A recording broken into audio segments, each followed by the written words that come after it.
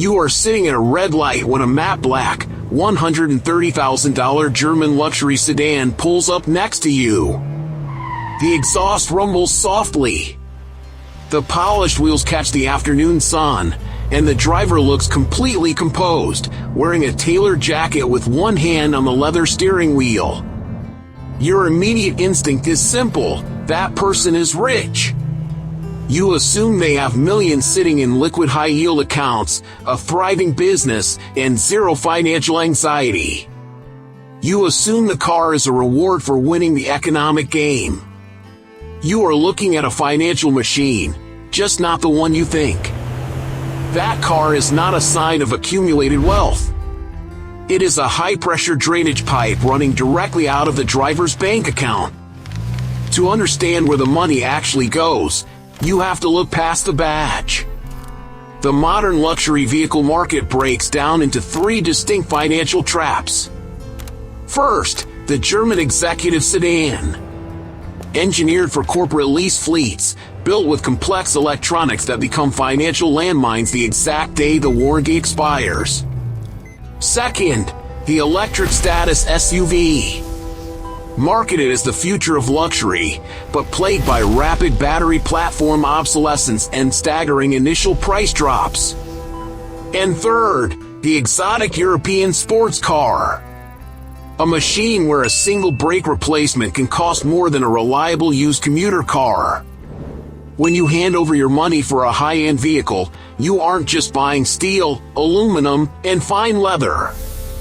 You are paying for hundreds of proprietary microchips, air suspension struts that inevitably leak, twin turbochargers operating under extreme thermal stress, and ultra-wide staggered tires made of soft rubber compounds that wear out every 12,000 miles.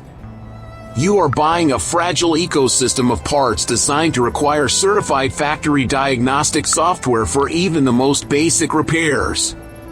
Let's look at the actual math required to sit in that driver's seat. Take a flagship luxury crossover with an $85,000 baseline sticker price.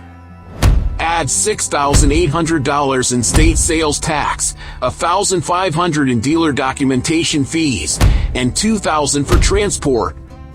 If you put down $10,000 and finance the rest across 60 months at 7.4% interest, your monthly payment isn't $600.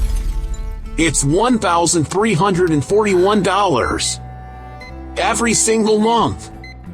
Before you even turn the key, you are committed to over $80,000 in principal and interest payments alone. So, who actually profits from this transaction? Trace the supply chain. The automaker builds the vehicle for a modest gross margin of roughly 12 to 14%. The local dealership makes almost nothing on the raw sale of the new car itself, sometimes just a few $100s. Instead, the money flows upstream to the automaker's captive financing arm, which earns billions charging interest on long-term loans. The rest flows to regional parts distributors and insurance conglomerates who calculate, down to the exact percentage point, how likely that carbon fiber bumper is to shatter in a low-speed parking lot collision. This brings us to the unsexy profit center of the entire automotive industry, the service bay. A franchise luxury dealership isn't in the business of selling cars. It is a specialized service clinic disguised as a showroom. Over 60% of a dealer's total net profit comes from the service department. They sell you the vehicle at a tight margin specifically to secure a high-margin captive customer, who has no choice but to pay $250 an hour for specialized labor and a 400% markup on factory replacement sensors. What keeps owners up at night isn't the monthly payment, it's the non-linear cost curve. Luxury cars do not break down gracefully. When an air suspension compressor fails at year 5, the bill isn't $300, it is $3,482. Furthermore, specialty insurance policies for high-value vehicles average $350 a month, while mandatory synthetic oil services easily clear $400 per visit. The single variable separating true financial stability from impending collapse is depreciation. Unlike real estate, productive farmland, or index funds, a luxury car loses value on a compounding downward curve. The exact second that vehicle drives off the dealership lot and onto a public road, its market value drops by 15 to 20%.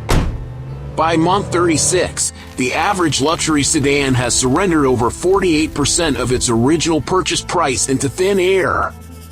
Let's run a complete 5-year worked example to see the bottom line reality.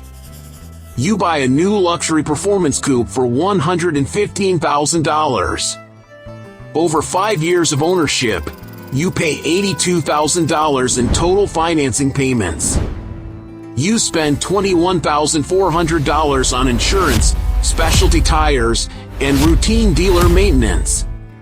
Your total cash out of pocket over 60 months is $103,400. At the end of year 5, you go to sell or trade in the car. Its remaining market value? $36,000. You spent over $100,000 in cash to hold onto an asset that lost nearly $80,000 of its base value. That is a net wealth loss of over $67,000, or more than $1,100 burned every single month just for the privilege of driving it. That is the math. The next time you see a brand new $130,000 luxury sedan sitting at a red light, don't assume the driver is wealthy. Remember that a luxury car is rarely an asset. It is a rapid depreciation engine designed to extract liquidity from people trading their future for an illusion of status.